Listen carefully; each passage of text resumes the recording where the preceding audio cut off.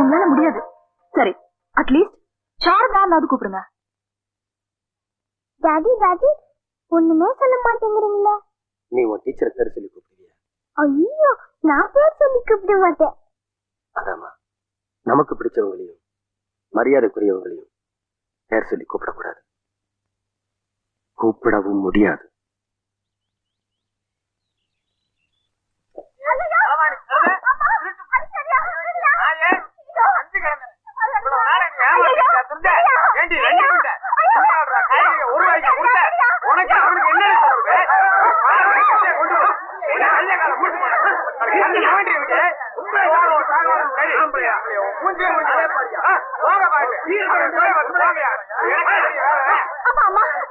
காப்பாத்துங்கம்மா, அந்த ஆளு என்ன போட்டு அடிக்கலாமா?